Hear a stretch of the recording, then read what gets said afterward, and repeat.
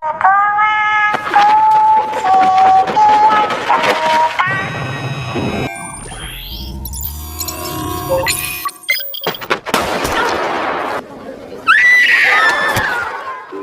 everyone, di video kali ini kita akan menceritakan sebuah film asal Korea berjudul Squid Game.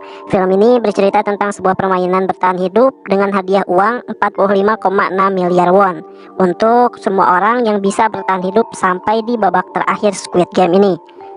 Nah, di sini sendiri terdapat 456 orang sesuai dengan jumlah hadiahnya. Pemain yang datang dari berbagai daerah di Korea dan semuanya memiliki hutang yang cukup banyak. Oleh karena itulah, dalam permainan itu, mereka semua rela melakukan apapun agar bisa bertahan dan mendapatkan hadiah. Episode pertama dimulai dengan memperlihatkan seorang pria. Pria itu bernama Ji-hoon. Nah, dia ini merupakan pekerja serabutan dan menjadi beban bagi ibunya sendiri. Karena hal itulah, istrinya kini meninggalkan Ji-hoon dan ia menikah dengan lelaki lain. Bahkan tak hanya itu, hak asuh putri Ji-hoon pun bahkan jatuh kepada sang istri. Di hari ulang tahun putrinya, Ji-hoon ingin memberikan hadiah kepada anaknya tersebut, sehingga ia pun nekat mengambil uang milik ibunya untuk kemudian dilipat gandakan dalam sebuah perjudian pacuan kuda. Nah, di sini beruntungnya dalam perjudian itu Ji-hoon berhasil menang dan ia mendapatkan uang yang cukup banyak. Namun begitu keluar dari arena perjudian, ternyata Ji-hoon langsung dikejar oleh para rentenir yang menagih hutang, sehingga Ji-hoon pun segera kabur untuk menyelamatkan uangnya tadi. Namun sayang, ketika ia kabur, Ji-hoon malah tertangkap dan di sana ia mencoba bernegosiasi untuk membayar setengah hutangnya dulu dengan uang yang ia miliki. Namun saat Ji-hoon memeriksa sakunya, ternyata semua uangnya kini telah hilang, tak tahu entah kemana. Dan ternyata setelah Ji-hoon pikirkan bahwa sebelumnya saat dikejar ia sempat menabrak seorang gadis, dan ternyata si gadis itulah yang telah mencuri semua uang milik Ji-hoon. Alhasil, karena Ji-hoon tak bisa membayar hutang, rentenir itu pun kini memaksa Ji-hoon untuk menandatangani sebuah kontrak, di mana jika Ji-hoon tak bisa membayar hutangnya dalam waktu dekat, maka organ tubuh Ji-hoon akan diambil dan dijual sebagai pengganti hutangnya tersebut. Nah, di sini cukup ngeri ya janji dari rentenir itu. Akibat dari kesialan hidupnya, kini Ji-hoon pun merasa sangat frustasi. Terlebih karena kini di hari ulang tahun putrinya, dia tak bisa memberikan makanan yang enak, apalagi hadiah yang mewah untuk putrinya itu. Dia benar-benar sangat sedih dan merasa telah gagal menjadi seorang ayah. Singkat cerita, suatu malam di tengah keputusasaannya, tiba-tiba Ji-hoon kini dihampiri oleh seorang pemuda, di mana pemuda itu mengajaknya untuk bermain, yaitu sebuah permainan saling tampar dengan hadiah 100.000 won. Nah, di sana Ji-hoon terus-menerus kalah, entah kenapa, dan sehingga karena dia tidak memiliki uang, maka dia harus ditampar oleh pria tersebut. Namun suatu ketika Ji-hoon pun berhasil menang dan saat itu ia mau menampar pria tadi. Namun saat Ji-hoon mau menamparnya, pria itu malah menangkis tamparan Ji-hoon dan memberikan 100.000 won sebagai penggantinya. Lalu setelah itu, ketika selesai, pemuda itu memberikan sebuah tiket untuk masuk ke dalam sebuah permainan yang tentunya akan berhadiah sangat besar lagi, dimana menurutnya jika Ji-hoon berhasil menyelesaikan permainan, maka ia akan mendapatkan uang yang sangat banyak. Sontak Ji-hoon yang sedang kesusahan mendengar hal itu langsung tertarik dan mau mengikuti apa kata pemuda tersebut. Setelah itu Ji-hoon pun pulang dan memberikan uang yang diberikan pemuda tadi hasil dari permainan saling tampar untuk membeli sebuah ikan. Lalu dia juga sempat memberikan sepotong ikan pada kucing di jalan. Setelah itu dia memberikan sisa uangnya kepada ibunya saat sampai di rumah. Dan di sana ia pun dikabarkan oleh ibunya bahwa putrinya tadi kini sudah dibawa pindah ke Amerika oleh mantan istrinya dan juga suami barunya. Singkat cerita, kini Ji-hoon dan juga ratusan orang dari berbagai tempat yang memiliki nasib sama sepertinya dibawa menggunakan sebuah mobil. Di sana mereka pun dibius sebelum berangkat. Hal itu bertujuan untuk menjaga kerahasiaan tempat permainan. Selain itu, di sana juga semua HP dan barang bawaan mereka disita dan akan dikembalikan nanti saat mereka pulang kembali dari permainan. Tercatat dalam daftar bahwa kini ada 456 peserta yang dikumpulkan di dalam sebuah ruangan yang sangat besar. Dan ternyata tempat permainan itu dikelola oleh seseorang misterius yang menggunakan topeng hitam dan juga pakaian serba hitam.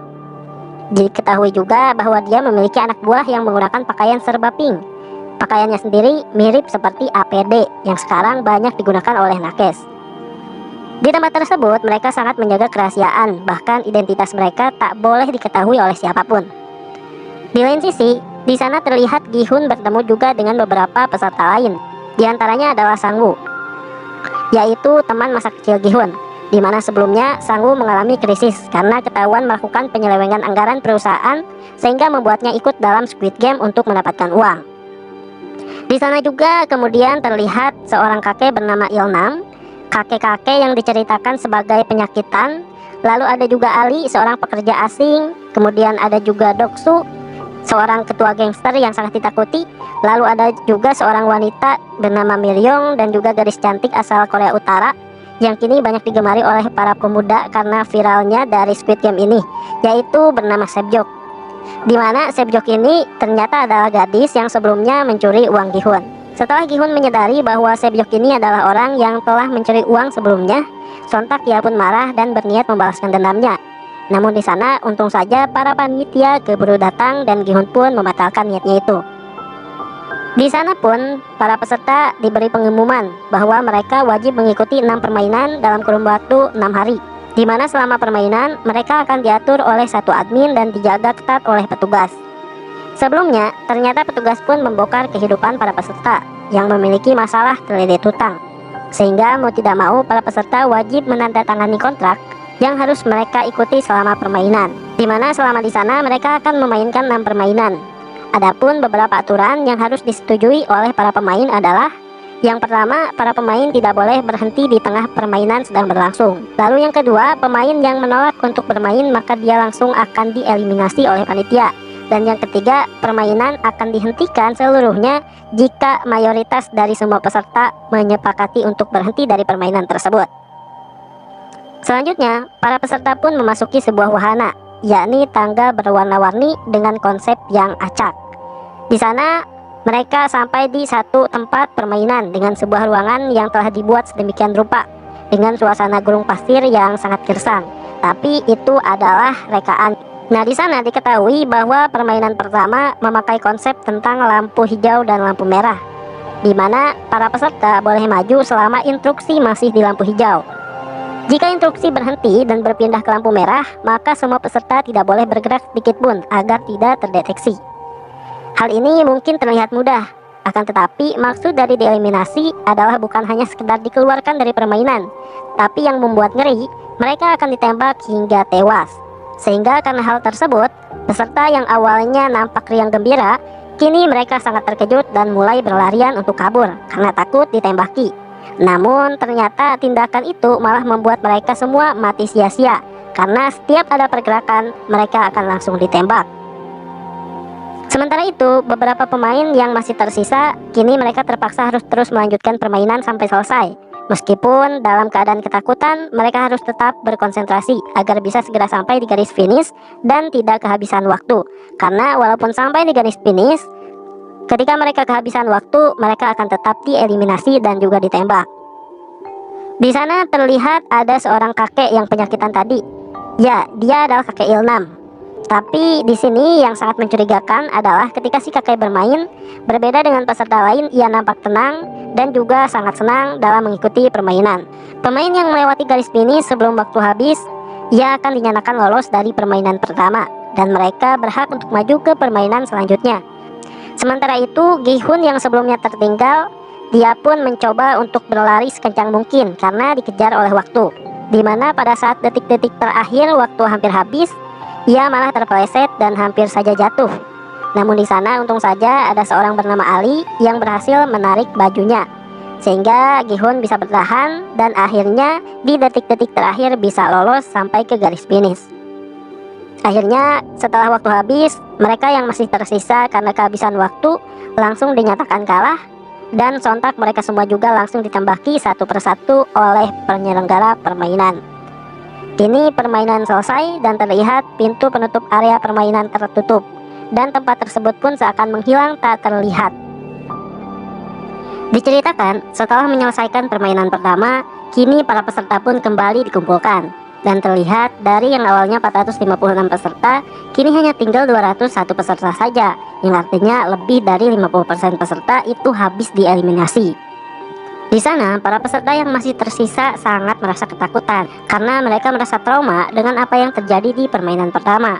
Sehingga sontak semuanya pun sepakat untuk menyudahi permainan ini dengan melakukan voting untuk pulang kembali ke rumah masing-masing. Nah, namun sebelum melakukan voting, di sini panitia mengingatkan kepada mereka bahwa kini hadiah yang terkumpul sudah mencapai lebih dari 25 miliar, di mana hal itu diakumulasikan dengan jumlah peserta yang gugur. Di mana kita ketahui peserta yang gugur itu sekitar 50%, atau bila dihitung itu sekitar 250 orang, yang nantinya mereka akan mendapatkan hadiah sebanyak orang yang telah gugur.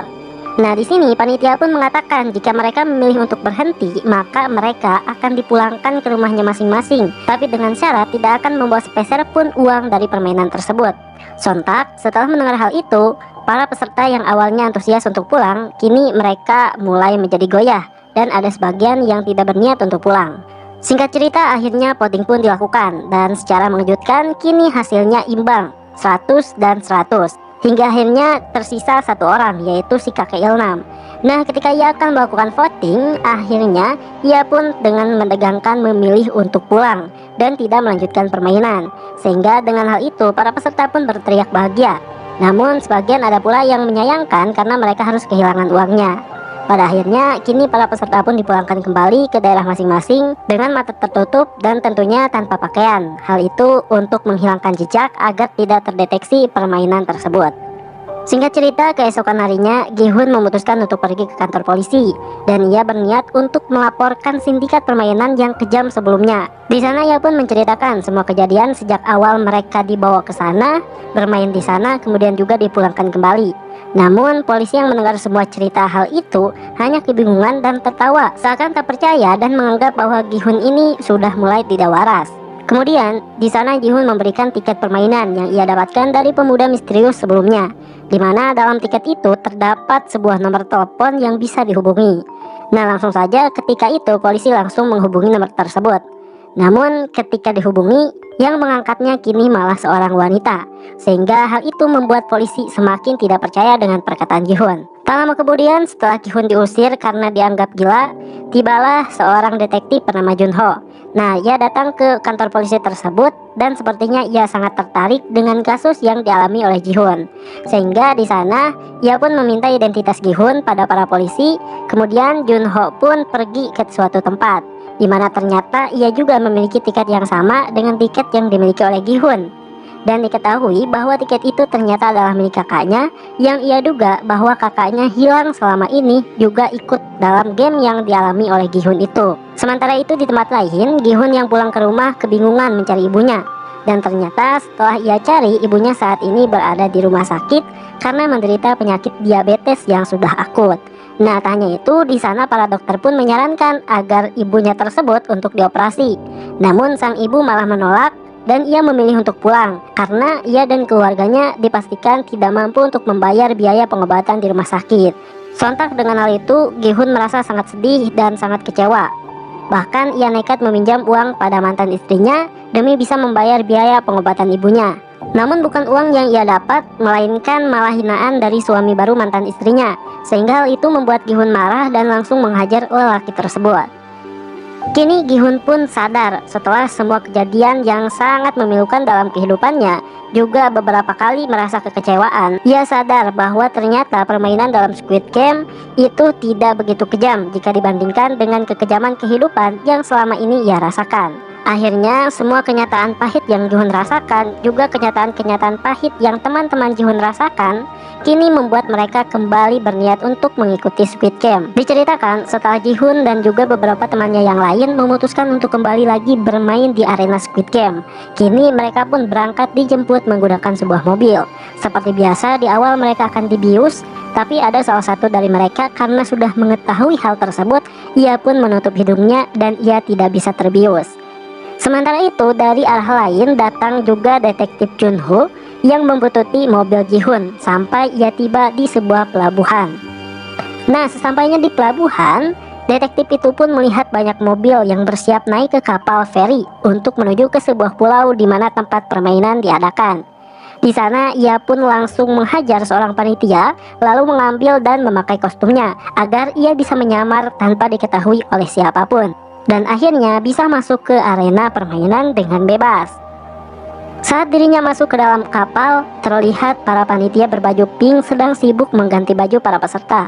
Nah, setibanya di sana, seperti biasanya para peserta pun kembali dikumpulkan dalam sebuah ruangan besar. Namun, karena sebelumnya mereka telah mengikuti Squid Game di babak pertama, jadi mereka datang sekarang dengan beberapa persiapan.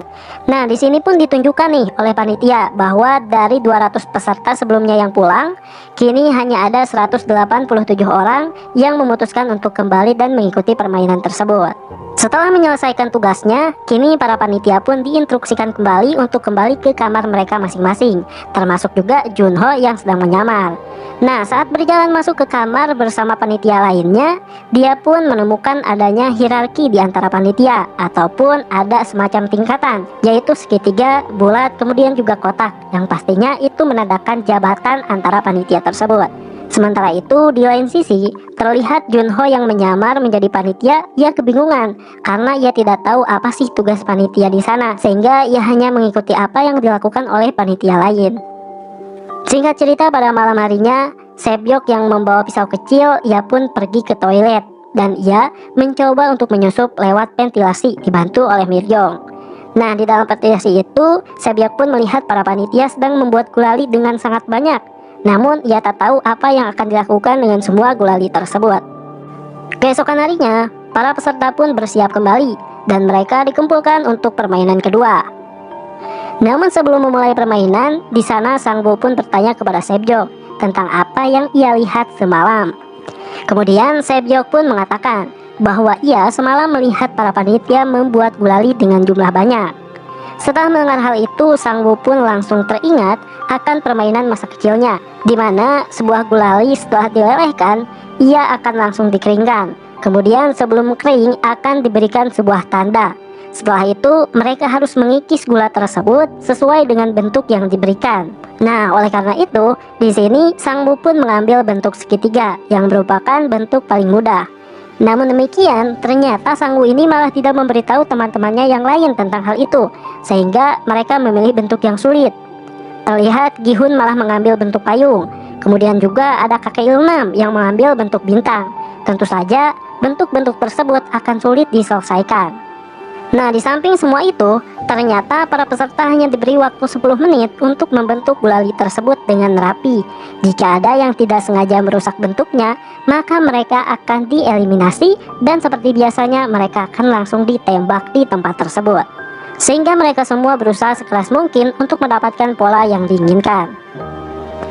Sementara itu di sisi lain terlihat Miryong yang membawa korek api. Ia pun menggunakan korek itu untuk memanaskan jarum. Kemudian ia tempelkan jarum tersebut ke pola yang sudah ada, sehingga ia akan lebih mudah untuk menyelesaikan tugas tersebut, karena gulali akan mudah leleh ketika mengenai benda panas. Singkat cerita, peserta yang mengambil bentuk mudah satu persatu kini mulai berhasil menyelesaikan tugas yang diberikan oleh panitia. Sementara peserta yang mengambil bentuk yang sulit, mereka sangat kesusahan dan juga semakin dikejar oleh waktu. Sementara itu di lain sisi, Junho sendiri kini mulai dicurigai oleh panitia lain karena ia di sana terlihat kebingungan dan tidak mengetahui tugasnya. Kembali lagi ke arena permainan, di mana kini menit-menit terakhir permainan. Terlihat di tengah keputusasaannya yang dikejar oleh waktu, Gi-hun pun mendapatkan ide cemerlang, di mana ia melihat bahwa gulali mereka memiliki pola, sehingga yang harus ia lakukan adalah menjilati gulali itu sampai bisa dipisahkan dari polanya. Sontak, para peserta lain yang melihat Gi-hun pun langsung mengikutinya, dan tak disangka hal itu pun sangat membantu, sehingga mereka semua berhasil menyelesaikan misi dengan aman. Namun ternyata ada juga beberapa orang yang tidak melihat trik Gi-hun ini. Salah satunya ada seorang peserta yang tidak sengaja mematahkan gulali miliknya, dan karena takut dieliminasi, ia pun langsung melawan seorang panitia.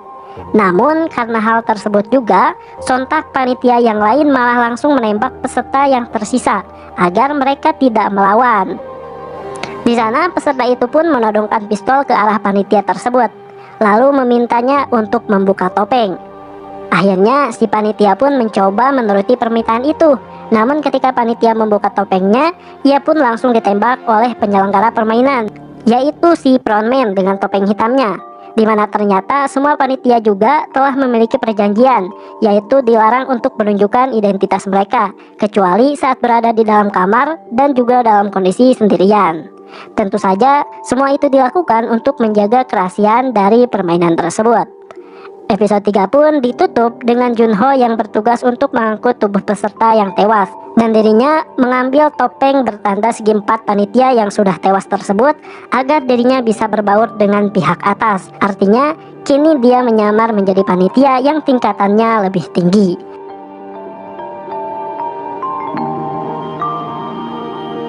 Episode 4 dimulai dengan para peserta yang dikawal ke asrama dan diberi makan malam oleh para panitia. Terlihat para peserta diberikan air soda dan 1 butir telur rebus. Namun kelompok Doksu yang berjumlah 5 orang masih belum kenyang dengan makanan yang dibagikan, sehingga mereka pun melakukan kecurangan dengan kembali mengantri lagi. Dan karena ulahnya itu, ada 5 pemain yang tidak mendapatkan makanan. Nah, di sini peserta yang tidak mendapatkan bagian lantas mengamuk dan mereka mencoba melawan Doksu. Namun sayangnya ia malah dihajar oleh Doksu sampai akhirnya ia pun tewas. Di sana semua peserta yang melihat kejadian itu pun sangat terkejut dan meminta panitia untuk melakukan sesuatu. Namun ternyata panitia sama sekali tidak peduli, bahkan mereka malah menunjukkan uang hadiah, di mana setelah tereliminasinya seorang peserta, maka hadiah uangnya akan semakin bertambah. Melihat hal itu, Doksu dan para anak buahnya pun berpikir untuk membunuh peserta yang lain, agar saingan mereka menjadi berkurang dan hadiah semakin besar. Akhirnya saat ini, para peserta pun secara tersengaja terbagi menjadi beberapa kelompok, di mana mereka saling bekerja sama untuk mempertahankan anggotanya. Sementara itu di lain sisi, terlihat seorang peserta sedang melakukan sesuatu dengan beberapa panitia. Ternyata peserta itu adalah seorang dokter, di mana ia dan panitia lain sedang melakukan suatu kejahatan, yang ternyata tidak diketahui oleh sang penyelenggara permainan, yaitu frontman. Di mana para panitia itu melakukan jual beli organ dari para peserta yang sudah mati, dan si dokter ditugaskan untuk mengambil organ-organ mereka. Dengan imbalan ia akan diberikan bocoran tentang permainan selanjutnya. Kembali lagi ke ruangan peserta, melihat para peserta yang semakin ganas, panitia beserta The Frontman membuat pengumuman, yaitu akan mengadakan special game bagi para peserta. Diketahui sebelum waktu tidur saat lampu dipadamkan, peserta boleh membunuh satu sama lain. Nah, kemudian setelah itu, hal yang ditakutkan oleh Gi-hun pun akhirnya terjadi, di mana mereka semua saling membunuh satu sama lain, terutama kelompok dari Doksu yang dari awal sudah berniat untuk melakukan pembunuhan. Dalam situasi itu, Gi-hun dan Ari langsung bergerak untuk menyelamatkan kakek Ilnam. Namun ternyata mereka tak bisa menemukan si kakek di kasurnya. Dan ternyata kakek Ilnam sudah menyelamatkan diri dengan naik ke tempat yang paling atas. Dan di sana pun ia berteriak meminta para peserta untuk berhenti saling membunuh. Akhirnya tak lama kemudian para panitia pun datang dan mengamankan situasi, di mana ruangan itu kini terlihat sangat berantakan disertai mayat yang berserakan. Singkat cerita, keesokan harinya peserta pun dikumpulkan kembali untuk mengikuti permainan selanjutnya, di mana kali ini mereka diminta untuk membuat tim yang berisikan 10 orang. Sementara si dokter yang sudah mengetahui bocoran permainan, ia pun sengaja memilih Doksu dan anak buahnya sebagai tim, karena permainan selanjutnya adalah tarik tambang. Sementara di lain sisi, Gi-hun dan peserta lain yang tidak tahu malah memilih teman-teman terdekat mereka. Bahkan tim Gi-hun kini dipenuhi oleh 3 wanita dan 1 kakek-kakek, sehingga tim Gi-hun pun menjadi sasaran empuk bagi tim yang lainnya. Di sini, tarik tambang yang akan mereka mainkan bukanlah tarik tambang biasa, di mana mereka akan bertanding di atas ketinggian, sehingga salah satu tim yang kalah maka ia akan terjatuh dan langsung meninggal. Singkat cerita, tibalah saat Ji-hun akan melawan tim lain yang lebih kuat. Di sini mereka merasa putus asa, apalagi melihat anggota timnya yang sangat lemah. Namun sebelum memulai permainan, di sana si kakek Ilnam pun membagikan cara ataupun trik yang bisa ia pakai saat bermain tarik tambang, di mana yang mereka semua perlukan hanyalah kerja sama tim dan juga saling percaya satu sama lain. Pada awalnya cara yang diberikan itu berhasil, namun karena pihak lawan sangat kuat, mereka pun tetap saja tak bisa mengalahkannya. Hingga pada saat detik-detik terakhir, Sang Woo pun memimpin para anggota tim untuk melakukan trik berbahaya, di mana ia menyuruh mereka semua untuk maju 3 langkah agar tim lawan terjatuh. Nah, kemudian setelah tim lawan terjatuh, sontak mereka semua pun langsung menarik tambangnya lagi dengan kencang, sehingga tim lawan tidak bisa menahan tarikan dari tambang mereka. Akhirnya dengan trik itu, kini mereka dapat memenangkan permainan. Dan di akhir permainan, terlihat dari 80 peserta, kini tersisa tinggal 40 peserta yang masih bertahan dalam permainan. Sementara itu di lain sisi, para panitia pun langsung mengangkut para mayat kemudian dibawa ke tempat kremasi. Namun ternyata ada satu mayat yang bukan dikremasi, namun ia malah dibawa untuk dibedah. Dimana pada saat itu Junho yang masih menyamar diminta oleh seorang panitia untuk ikut melakukan pengiriman organ. Dan di sana pun ia terkejut melihat semua itu, dimana mereka mengambil organ-organ penting dari mayat peserta yang sudah dieliminasi, lalu kemudian organ itu nantinya akan dijual untuk mendapatkan uang. Namun proses pembedahan pun lebih lama dari biasanya, dikarenakan kini si dokter tidak fokus dan ia merasa kelelahan. Hal itu pun membuat semua panitia di situ menjadi agak sensitif. Lalu selama proses pembedahan, di sana para panitia tiba-tiba membahas terkait salah satu jenazah peserta yang tiba-tiba bangun saat salah satu matanya sedang diambil dan hanya memiliki satu ginjal. Mendengar hal itu, Junho menjadi terkejut dan sangat marah karena kakaknya hanya memiliki satu ginjal. Sontak, ia pun langsung mengkonfirmasi jika jenazah yang sedang dibicarakan itu apakah kakaknya atau bukan. Singkat cerita, usai mengambil organ, Junho pun bersama panitia nomor 28 bergerak mengantar menuju ke kapal. Dalam perjalanan, temannya itu memberikan informasi penting mengenai rute darurat untuk VIP kabur yang melewati lubang di dinding sampai ke bawah untuk menyelam. Naasnya di sini si nomor 28 pun mencurigai Junho sambil mengancamnya dengan pisau dan memaksa dirinya untuk membuka topeng. Namun saat Junho membuka topengnya, keadaan kini malah terbalik karena Junho kini menodong si nomor 28 dengan pistol di sakunya. Nah, di sini si nomor 28 pun memohon kepada Junho dan memberikan informasi rekam medis peserta dan lokasi ruang The Frontman. Sementara itu di lain sisi, setelah menyelesaikan tugasnya, kini si dokter meminta imbalannya pada para panitia. Namun para panitia itu mengaku belum mengetahui apa permainan selanjutnya. Sehingga hal itu membuat si dokter marah karena jika malam ini ia tidak mendapatkan informasi apapun, maka Doksu dan anak buahnya akan langsung membunuhnya. Akhirnya dengan pisau operasi, si dokter pun langsung membunuh seorang panitia dan setelah itu ia pun langsung kabur dari ruangan, lalu dikejar oleh seorang panitia. Hingga akhirnya kini mereka pun tiba di ruang permainan sebelumnya, di mana si panitia mencoba untuk menenangkan si dokter karena ia tak ingin frontman atau si penyelenggara permainan mengetahui rahasia tersebut. Namun sayangnya keributan itu pun diketahui oleh frontman, sehingga ia yang tak ingin membuang waktu pun langsung membunuh si panitia dan juga si dokter. Dimana ternyata frontman ini sebenarnya tidak masalah dengan kejahatan yang dilakukan oleh panitia tadi, yaitu menjual organ peserta di belakangnya. Namun dalam permainan itu, frontman sangat menjunjung tinggi sportivitas, sehingga ia tak ingin ada peserta yang diperlakukan spesial, karena setiap orang berhak mendapatkan kesempatan terakhir untuk mempertahankan hidupnya masing-masing dengan adil. Sementara itu di lain sisi, Junho yang tadi dicurigai oleh panitia lain, ia mengeluarkan pistolnya kemudian menembak panitia nomor 28 tadi. Kemudian tak lama setelah kejadian itu, kini frontman dan panitia lain sudah menemukan mayat panitia yang tertembak. Nah, dari peluru di kepalanya, frontman pun kini mengetahui jika peluru itu berasal dari pistol polisi. Alhasil kini ia mengerahkan semua panitia untuk mencari penyusup tersebut, sementara Junho yang menyusup ke ruangan frontman mencoba untuk mencari tahu informasi tentang kakaknya. Nah, di sana terlihat dari puluhan dokumen, ia pun menemukan fakta bahwa kakaknya ternyata pernah menjadi peserta dalam permainan tersebut. Kita akan berlanjut ke episode 6. Terlihat ketika peserta dalam perjalanan menuju ke tempat permainan, mereka pun diperlihatkan mayat si dokter dan mayat panitia yang lain. Di sana mereka mengingatkan bahwa itu juga bisa terjadi pada mereka jika berbuat curang seperti dokter dan juga panitia itu. Pada babak kali ini, peserta diharuskan berpasangan 2 orang, di mana jumlah peserta saat ini ada 39, sehingga akan ada 1 orang yang tidak memiliki pasangan. Terlihat pada saat itu tidak ada seorang peserta pun yang mau berpasangan dengan kakek Ilnam, karena mereka takut babak ini akan membutuhkan kekuatan seperti sebelumnya. Akhirnya Gi-hun yang merasa kasihan memutuskan untuk berpasangan dengan kakek Ilnam, sementara Miryong yang tidak mendapatkan pasangan, ia pun dibawa oleh panitia. Di babak ini, para peserta diberikan sebuah kantong berisi 10 kelereng, di mana dalam waktu 30 menit peserta harus mendapatkan 20 kelereng, yang artinya mereka harus mendapatkan 10 kelereng dari temannya yang lain.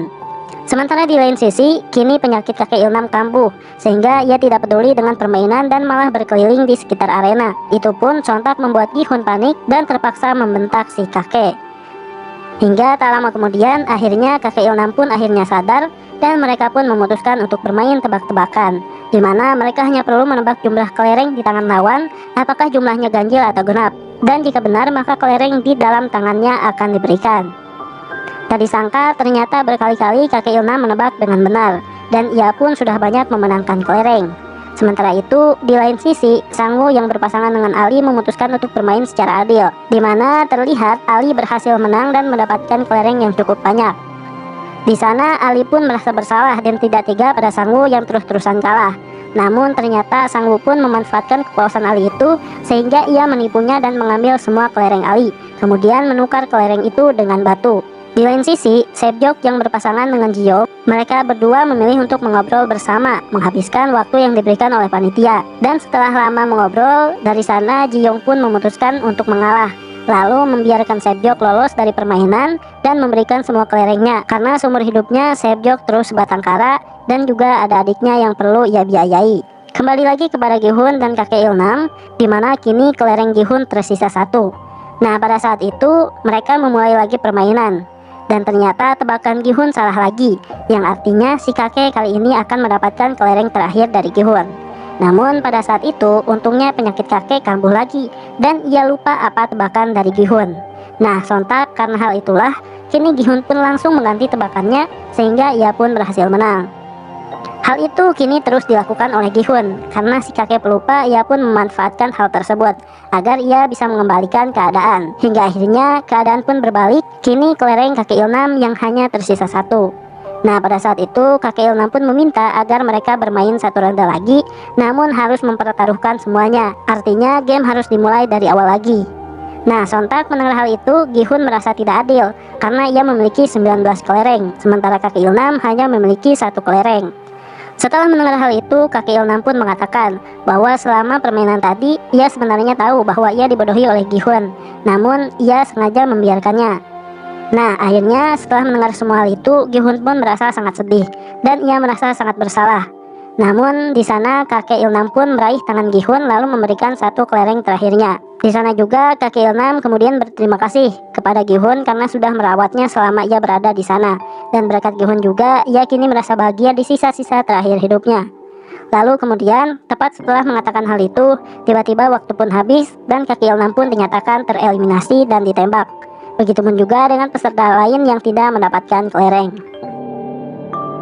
Scene kemudian berpindah ke episode 7, di mana episode 7 dimulai dengan memperlihatkan keadaan setelah permainan kelereng usai, di mana para peserta yang kembali ke ruangan sangat terkejut karena ternyata Miryong yang sebelumnya tidak mendapat kelompok dan dibawa panitia, ternyata ia tidak dieliminasi dan masih selamat. Dia hanya dibawa kembali ke asrama untuk menunggu permainan berikutnya. Di sisi lain, terlihat frontman masih khawatir karena ia dan anak buahnya belum bisa menemukan penyusup di dalam arena. Sementara sebentar lagi para investor VIP akan datang berkunjung untuk melihat permainan secara langsung. Oleh karena itulah, ia kini meminta para panitia untuk selalu waspada dan memperketat keamanan, serta agar terus mencari si penyusup sampai mendapatkannya. Singkat cerita, keesokan harinya, para tamu VIP yang ditunggu-tunggu akhirnya tiba, di mana ternyata mereka adalah para pengusaha kaya di dunia yang menginvestasikan uang mereka sebagai taruhan dalam permainan kejam ini. Terlihat di tempat tersebut, mereka pun langsung disambut oleh frontman, di mana mereka juga menggunakan topeng seperti frontman. Hal itu untuk menyembunyikan identitas mereka.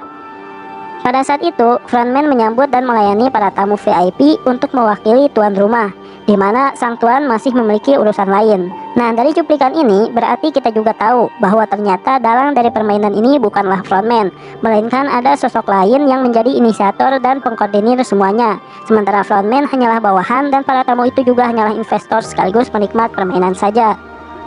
Sementara itu di lain tempat, Junho yang sedang menyusup dan masih bersembunyi, dia memutuskan untuk merampas topeng dan pakaian pelayan.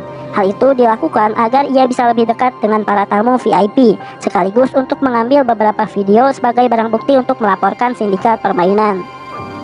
Lalu tak lama kemudian, permainan kelima pun siap dimulai. Namun sebelum memulai permainan, di sini para peserta yang tersisa diminta untuk memilih rompi, di mana di dalam rompi itu bertuliskan nomor 1 sampai dengan nomor 16. Dan pastinya pemilihan rompi itu akan menentukan nasib mereka pada permainan kali ini. Singkat cerita, para peserta yang ketakutan pun segera mengambil nomor tengah, karena menganggap jika nomor itu pasti lebih aman. Saat ini nomor yang tersisa adalah nomor 1 dan 16, di mana Gi-hun yang awalnya ingin mengambil nomor 1, namun karena ada satu peserta lain yang memohon untuk meminta nomor 1, ia terlalu takut jika menjadi peserta terakhir. Alhasil di sana Gi-hun pun mengalah dan membiarkan peserta itu untuk mengambil nomor pertama. Setelah pemilihan nomor selesai, kini para peserta dihadapkan dengan sebuah jembatan kaca, di mana dalam waktu 15 menit, setiap pemain harus melewati jembatan tersebut, dan orang yang melewatinya harus sesuai dengan urutan angka pada rompinya. Namun ternyata babak ini tak semudah kelihatannya, di mana kaca itu sendiri ternyata terbuat dari dua jenis kaca yang berbeda, di mana sebagian terbuat dari kaca yang kuat dan sebagian lagi terbuat dari kaca yang mudah hancur. Ini artinya jika peserta salah melangkah ataupun menginjak, maka kaca akan langsung hancur dan mereka tentu akan langsung jatuh dan tewas seketika. Menjadi pemain pertama bagi si pria tadi ternyata tidaklah semudah yang ia bayangkan sebelumnya, karena jika dia salah melangkah maka ia akan terjatuh. Sementara para pemain di belakang mereka bisa aman karena dapat memilih kaca satunya lagi yang pasti benar. Namun di samping semua itu, ternyata menjadi pemain terakhir juga tidak mudah, karena ia harus berpacu dengan waktu yang terus berjalan, sehingga pilihan nomor tengah adalah pilihan yang paling tepat juga aman. Singkat cerita, permainan kelima pun dimulai. Terlihat satu persatu pemain pun mulai memberanikan diri untuk melompati jembatan kaca tersebut. Walaupun pada akhirnya tak sedikit dari mereka yang gagal memilih kaca yang benar dan akhirnya jatuh seketika. Namun karena dikejar oleh waktu, para pemain pun menjadi tidak sabar dan memutuskan untuk mendorong pemain di depan mereka, dimana jika yang di depan terjatuh, maka dia bisa memilih kaca yang satunya lagi.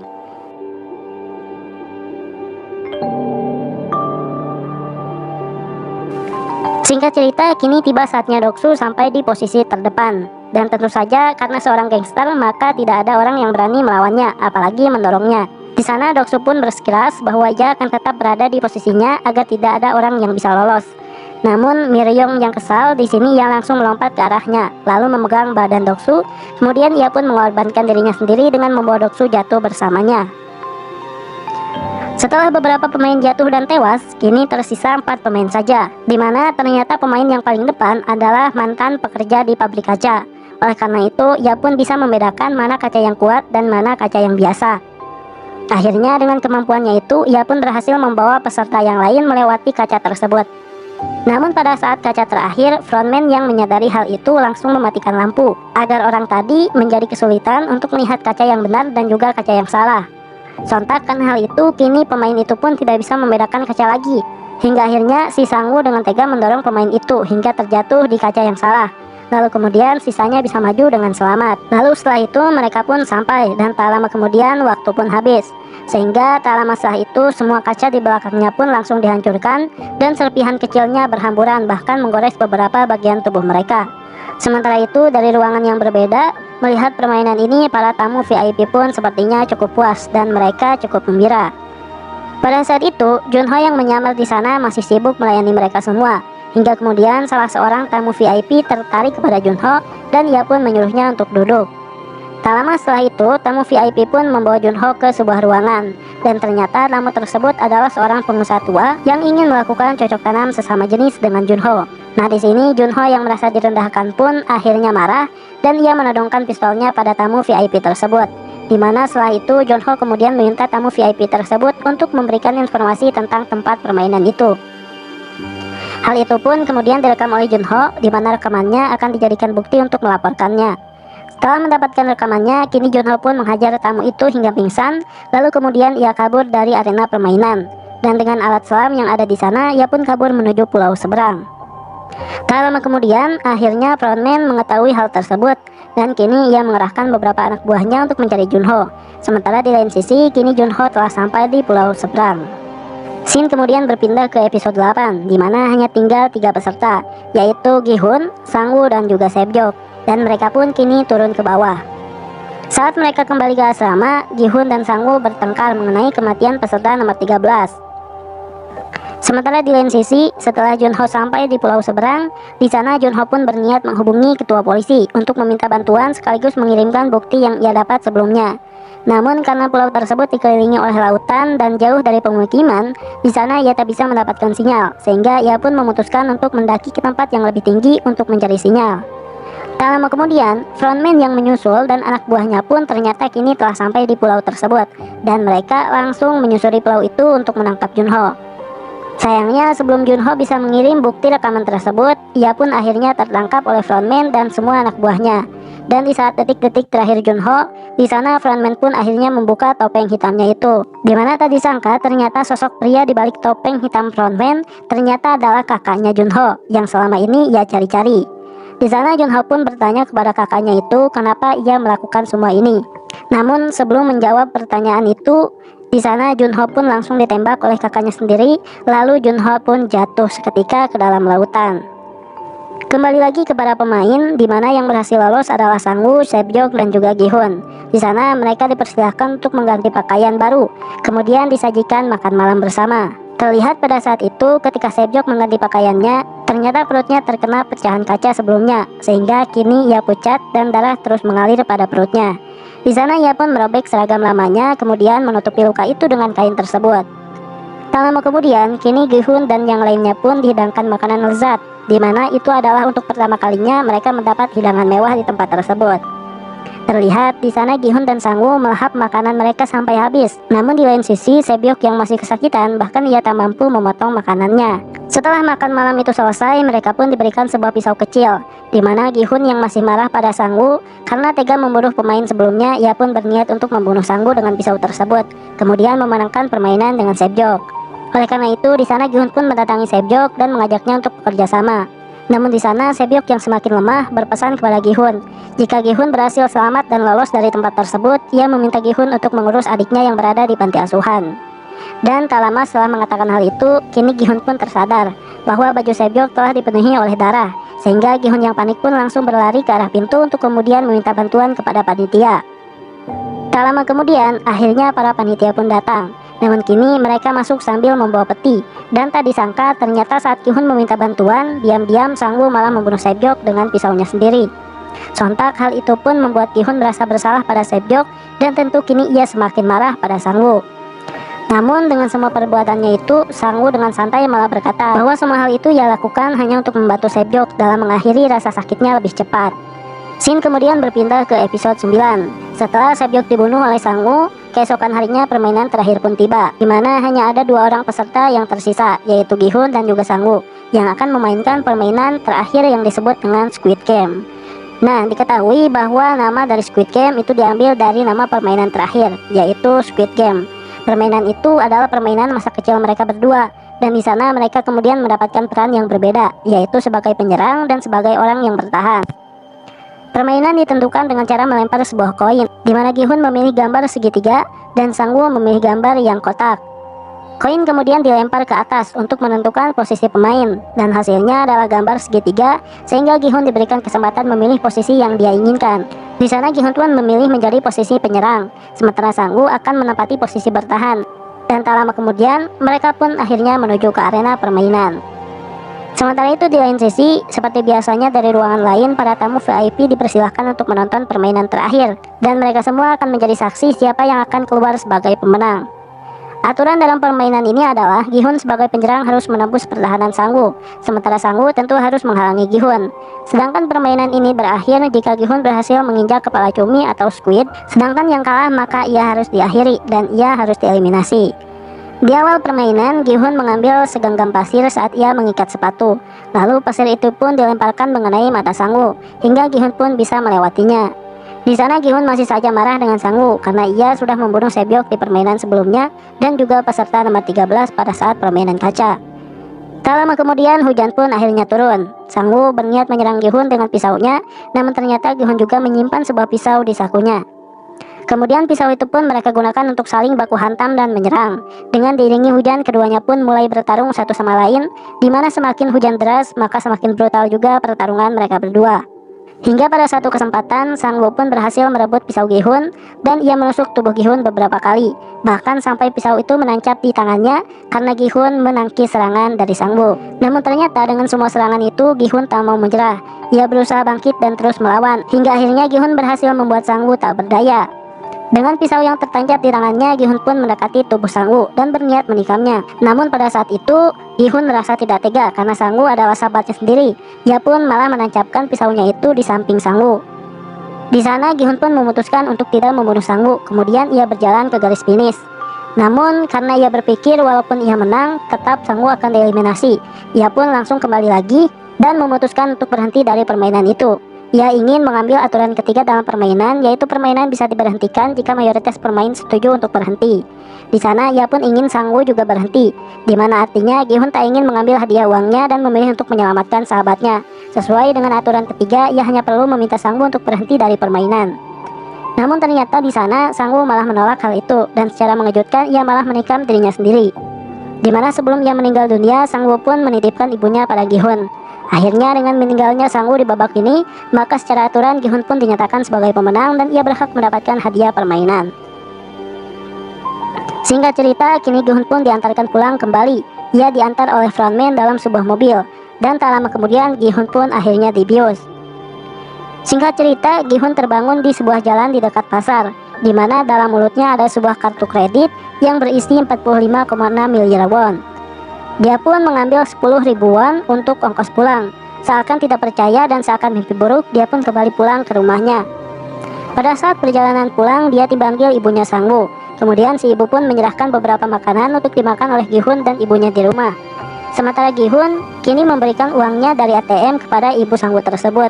Namun si ibu malah menolak dan ia meminta untuk memberikan uang itu ke ibunya saja. Saat Gi-hun berjalan beberapa langkah untuk pulang, ibu Sang Woo langsung menanyakan kabar putranya. Namun Gi-hun tidak bisa menjawab dan tidak bisa menceritakan apapun yang terjadi. Bak jatuh tertimpa tangga. Saat ia sampai di rumah, Gi-hun mendapati ibunya berbaring di lantai dan sudah meninggal. Walaupun dia sudah melakukan semuanya dan sudah melewati Squid Game untuk mendapatkan uang, ibunya tetap saja meninggal dan belum sempat ia bawa ke dokter. Gi-hun pun di sini langsung memeluk ibunya. Ia berjuang menahan air mata, di mana sampai saat ini ia belum mampu membantu ibunya. Seakan semua yang telah ia perjuangkan semua ini berakhir dengan sia-sia. Singkat cerita, 1 tahun kemudian, kini terlihat penampilan Gi-hun semakin berantakan. Meskipun ia memiliki uang yang cukup banyak, tapi ternyata semua hal itu tidak menjadi kebahagiaan untuk Gi-hun.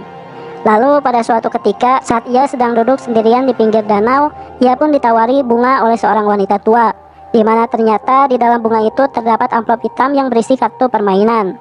Di sana juga terdapat tulisan tempat yang harus didatangi, yaitu pada tanggal 24 Desember jam 11.30 malam di sebuah apartemen mewah lantai 77. Singkat cerita, sesampainya di tempat tujuan, Gi-hun dengan sangat terkejut melihat kakek Il-nam yang sedang dirawat ada di lantai 77 tersebut, di mana sejauh yang ia ketahui seharusnya saat ini kakek Il-nam sudah mati pada saat permainan kelereng. Namun tak diduga kakek Il-nam ternyata adalah tuan rumah sekaligus atasan dari frontman, yang artinya si kakek ini adalah dalang dibalik permainan Squid Game sesungguhnya. Di sini si kakek pun menceritakan bahwa ia mencari nafkah dari meminjamkan uang terhadap orang lain. Ia pun mengaku meski ia memiliki uang yang sangat banyak, ia tidak bahagia sama sekali karena ia tidak tahu bagaimana cara menghabiskan uangnya itu. Sementara dengan kondisi tumor di otaknya dan juga hidupnya yang diprediksi sudah tidak lama lagi, si kakek pun memikirkan cara untuk bersenang-senang. Nah, kemudian pada saat itu ia pun teringat akan masa kecilnya yang selalu bahagia dan setiap hari menghabiskan waktu dengan bermain bersama teman-temannya.